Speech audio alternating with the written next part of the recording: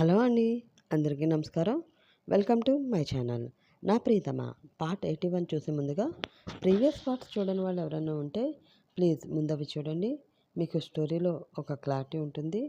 అలాగే first time నా ఛానల్ని చూస్తున్న వాళ్ళు ప్లీజ్ ఛానల్ని సబ్స్క్రైబ్ చేసుకుని మీ సపోర్ట్ నాకు అందించండి ఫ్రెండ్స్. మీ సపోర్ట్ ఉంటేనే ఇంకా మంచి స్టోరీస్ మీ ముందుకు తీసుకురావాలనే ఇంట్రెస్ట్ నాకు ఉంటుంది. అలాగే మన ఛానల్లో ప్రేమబంధం స్టోరీ రన్ అవుతుంది. ఒకసారి అది కూడా చూసి మీ అభిప్రాయం తెలియజేస్తారని ఆశిస్తూ ఇంకా స్టోరీలోకి వెళ్ళిపోదాం. మరి నా ప్రియతమ పార్ట్ 81. ఫైల్లో తప్పులున్నాయని అది చేసింది మైత్రి అని తెలియడంతో ఆమెని కొడతాడు అద్వైత్. ప్రవీణ్తో ఫోన్ మాట్లాడుతూ పవన్ ఉండగా అతని ఇంటికి ఎవరో వస్తారు. గుడి దగ్గర వెయిట్ చేస్తున్న మైథిలి దగ్గరికి వస్తాడు దేవ్. ఆ తర్వాత ఏం జరిగిందో చూద్దాం, వచ్చేయండి మరి. అరే మైనా ఆగు, కొట్టొద్దు ప్లీజ్ అని అంటూ ఆమె కొడుతున్న దెబ్బలకి తన చేతుల్ని అడ్డు పెట్టుకుంటూ ఉన్నాడు దేవ్. ఎంత భయపెట్టావో తెలుసారా, ఈరోజు నా చేతిలో చచ్చవరా ఇడియట్ అంటూ కొంచెం గట్టిగానే అతన్ని కొడుతూ ఉంది మైథిలి. వాళ్ళ దగ్గరికి వచ్చి కోపంగా దేవుని చూస్తూ నిలబడ్డాడు అంకిత్. అతను మైథిలి వెనకాల నిలబడి ఉండడంతో ఆమె అతన్ని గమనించలేదు. తను వైపే కోపంగా చూస్తున్న అంకిత్ని చూసి, ఎవరు బాస్ మీరు మా వైపు అలా చూస్తున్నారు అని అయోమయంగా అడిగాడు దేవ్.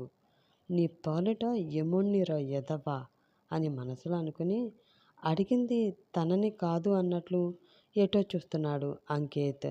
దేవ్ అలా అడగడంతో వెనక్కి తిరిగి చూసి అక్కడ అంకిత్ ఉండడంతో ఓ వచ్చేసావా అని దేవ్ వైపు తిరిగి, దేవ్ తను అంకిత్ నా ఫ్రెండ్ అని దేవ్కి అతన్ని పరిచయం చేసింది మైథిలి. ఫ్రెండ్ అంటే డల్ అయిన వాయిస్తో కొంచెం మిస్టీరియస్గా చూస్తూ అడిగాడు దేవ్. అతని ఫేస్లో మారిన ఫీలింగ్ని చూసి కోపంతో బిగుసుకుంది అంకిత్ పిడికిలి. ఫ్రెండ్ అంటే ఫ్రెండ్ అంతే, దానికి నువ్వు విపరీత అర్థాలు ఏమీ తీయనవసరం లేదు అని. అంకిత్ నీకు ఆఫీస్కి లేట్ అవుతున్నట్లుంది కదా, నువ్వు వెళ్ళిపో, నేను దేవ్తో కలిసి ఇంటికి వెళ్తాను అని అంది మైథిలి. వస్తున్న కోపాన్ని పంటి బిగువన అదిమిపెట్టి అని తల ఊపాడు అంకిత్. అతను పర్మిషన్ ఇవ్వడంతో నవ్వుతూ దేవ్ బైక్ ఎక్కింది మైథిలి. కోపంగా అతనితో వెళుతున్న ఆమెనే చూస్తూ, దీని కంటికి నేను మరీ వెర్రి ఎదవలా కనిపిస్తున్నట్లున్నాను అని మనసులో అనుకుంటూ ఉన్నాడు అంకిత్. మైథిలి బైక్ ఎక్కగానే బైక్ స్టార్ట్ చేసి ముందుకు దూకించి సడన్ బ్రేక్ వేశాడు దేవ్. అది ఊహించకపోవడంతో అతని మీద పడుతూ అతని భుజం మీద తన చెయ్యి వేసింది మైథిలి. అది చూసిన అంకిత్ కోపం తారాస్థాయికి చేరుకుంది. మైథిలి తనపై చేయి వేయడంతో నవ్వుతూ గాలిలో తేలిపోతూ బైక్ ముందుకు దూకించాడు దేవ్. అది చూసి కారు టైర్ని బలంగా కాలితో తన్ని తన చేతిలో ఉన్న చాక్లెట్ పక్కనే ఉన్న డస్ట్బిన్లో పడేసి కోపంగా కారు ఎక్కి వేగంగా కార్ డ్రైవ్ చేస్తూ అక్కడి నుంచి వెళ్ళిపోయాడు అంకిత్. సీరియస్గా వర్క్ చేసుకుంటూ తనిషా గుర్తు రావడంతో డిఎస్పి మేడం ఏం చేస్తున్నారో ఏంటో అనుకుంటూ తన ఫోన్ తీసి హాయ్ అంటూ తనిషా నెంబర్కి మెసేజ్ చేశాడు మయూర్. బెడ్పై బోర్లా పడుకుని మైథిలి మనుల పెళ్లి ఫోటోలు చూస్తూ ఉన్న తనిషా ఫోన్కి మెసేజ్ రావడంతో ఆ మెసేజ్ ఓపెన్ చేసి, వదిలేస్తాను అన్నావు కదా, మళ్ళీ మెసేజ్ చేస్తావే అని మనసులో మయూర్ని తిట్టుకుంటూ ఏంటి అని రిప్లై ఇచ్చింది తనిషా. ఏమీ లేదు, నీ బాయ్ ఫ్రెండ్ పాపం 2 కాళ్ళు పోగొట్టుకుని నీ సహాయం కోసం అలమటిస్తున్నాడంట, నువ్వు వెళ్ళి చూసి వస్తావేమో అని తెలుసుకుందామని మెసేజ్ చేశాను అంతే అని అన్నాడు మయూర్. సచ్చినోడా అని మనసులో అతన్ని తిట్టుకుని, నా అవసరం ఆయదో కన్నా నా మొగుడికే ఎక్కువగా ఉంది అని నేను అనుకుంటున్నాను. ఒకవేళ నాతో అవసరం లేని అవసరం లేదని నా మొగుడు అనుకుంటే అప్పుడు వాడే నన్ను తీసుకువెళ్ళి ఎక్కడో చోట వదిలేస్తాడులే అని మెసేజ్ చేసింది తనిషా. ఆ మాటకి మయూర్కి బాధగా అనిపించింది. పొద్దున్న మాటకి ఫీల్ అయినట్లుంది రాక్షసి. ఏయ్ పిచ్చి, నిన్నెందుకు వదిలేస్తానే, యు ఆర్ మై హార్ట్ అని మనసులో అనుకుని ఏం చేస్తున్నావు అని రిప్లై ఇచ్చాడు అతను. దానితో తను చూస్తున్న ఫోటో ఒకటి మయూర్కి పంపింది తనిషా. ఆ ఫోటో చూసిన మయూర్ గుండె వేగం పెరిగింది. హాఫ్ సారీలో అందాలన్నీ తనలో నింపుకున్న మయూరిలా ఉన్న తనిషని చూసి ఒక్క నిమిషం గొంతు తడారిపోయింది అతనికి.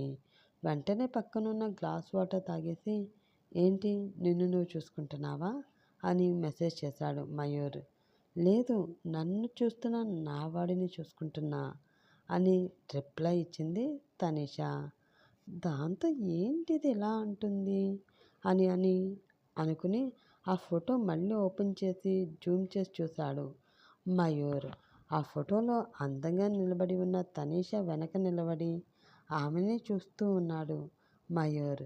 అది చూసి ఓ ఇదా అని మనసులో అనుకుని చిన్నగా నవ్వుకుని ఈడియట్ అని ఆమెను ముద్దుగా తిట్టుకుని ఫోన్ టేబుల్పై పెట్టి మళ్ళీ వర్క్లో బిజీ అయిపోయాడు అతను. ఎంతసేపటికి అతని నుంచి రిప్లై రాకపోవడంతో సార్ గారికి చెప్పడానికి సమాధానం దొరకట్లేదేమో, నేను చూస్తా ఎన్ని రోజులు ఇలా నాతో ఈ దాగుడుమూతలు ఆడతాడో అని అనుకుని చిన్నగా నవ్వుకుంది తనిషా. అసలు ఏంటి మైత్రి, నిన్న అంత వర్క్ ఇచ్చినా ఏంటి వర్క్ అంతా ఒక్క రోజులో ఎలా చేయాలి అని తిరిగి ప్రశ్నించకుండా అంతవరకు ఒకతే ఫినిష్ చేసేసింది.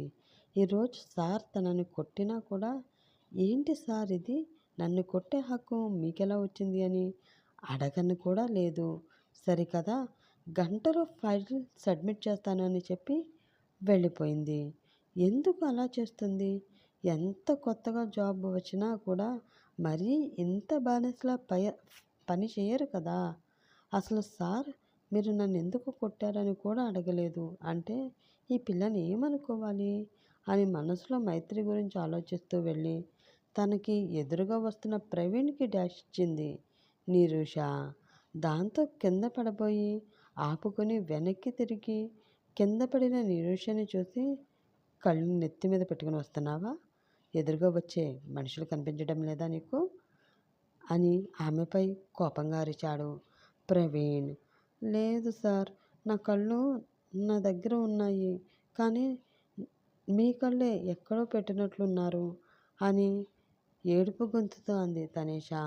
ఆమెను చిరాగ్గా చూసి దీనికి కొంచెం మెంటల్ ఉన్నట్లుంది అని మనసులో అనుకుని, చెప్పింది చెప్పినట్లు చేయడం రాదు, కానీ అయిన దానికి కాని దానికి అందరి మీద అరవడం బాగా వచ్చు మీ ఆడవాళ్ళకి అని వెటకారంగా అన్నాడు ప్రవీణ్. లేదు సార్, అందరూ ఒకలా ఉండరు, చెంప దెబ్బ కొట్టినా కూడా మనల్ని కాదు అని దులిపేసుకుని వెళ్ళిపోయే ఆడవాళ్ళు కూడా ఉన్నారు తెలుసా సార్ అని ఎంతో ఉత్సాహంగా చెప్పింది నిరుష.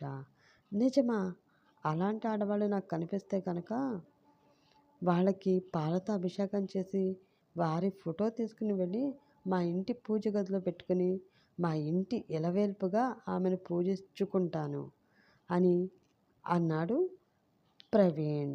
అయితే వెంటనే మన ఆఫీస్లో కొత్తగా జాయిన్ అయ్యింది కదా మైత్రి, ఆమెని కలిసి ఆ పాలాభిషేకం ఏదో ఆమెకి చెయ్యండి సార్ అని చెప్పింది నిరుష. ఆ మాటతో అనుమానంగా ప్రవీణ్ నొసలు ముడుచుకున్నాయి. ఏంటి నువ్వనేది? మైత్రిని కొట్టారా? ఎవరు అని వస్తున్న కోపాన్ని పిడికిల్లో బిగించి అడిగాడు ప్రవీణ్. అవును సార్, ఆ మైత్రి అంటూ నాకు అస్సలు అర్థం కావట్లేదు. నిన్న ఒక్కతే వారం రోజుల్లో చేయవలసిన వర్క్ అంతా మినిమం 17 అవర్స్లో కంప్లీట్ చేసి ఎప్పటికో ఇంటికి వెళ్ళింది. ఇందాకేమో ఏదో ఫైల్లో రాంగ్ వచ్చిందని అద్వైత్ సార్ మైత్రి చెంప మీద లాగి పెట్టి కొట్టారు.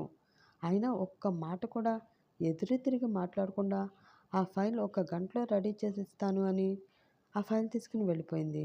దీన్ని బట్టి చూస్తూ ఉంటే మీరు అడిగిన లక్షణాలన్నీ మైత్రిలో ఉన్నట్లే కదా సార్ అని అంది నిరుష. ఏంటి, అద్వైత్ మైత్రిని కొట్టాడా అని కోపంగా మళ్ళీ అడిగాడు ప్రవీణ్. కొట్టారా అని అంత మెల్లిగా అడుగుతారేంటి సార్? తన చెం తన బాస్ చేతి ముద్రలో మైత్రి చెంప మీద పడే అంత గట్టిగా కొట్టారు పాపం అని అంది నిరుష. ఆ మాటతో ప్రవీణ్ పిడికిలి కోపంతో బిగుసుకుంది. అప్పుడే అతని ఫోన్ రింగ్ అయింది. ఫోన్ చూసి ఆ కాల్ రాజేశ్వరి దేవిది అవడంతో పక్కకు వెళ్ళాడు ప్రవీణ్. ఏంటి సార్, మైత్రి ఫోటో తీసుకుంటానని అలా వెళ్ళిపోతున్నారు? ఏంటో ఈ ఆఫీస్లో ఒక్కొక్కరు ఒక్కోలా ఉన్నారే, ఎవరేంటో ఏమీ అర్థం కావటం లేదు అని అనుకుంటూ భుజాలు ఎగరవేసి వెనక్కి తిరిగి నిరుష చూసుకుంటూ వాటర్ గ్లాసు పట్టుకుని వస్తున్న అప్పారావుకి డాష్ ఇచ్చింది.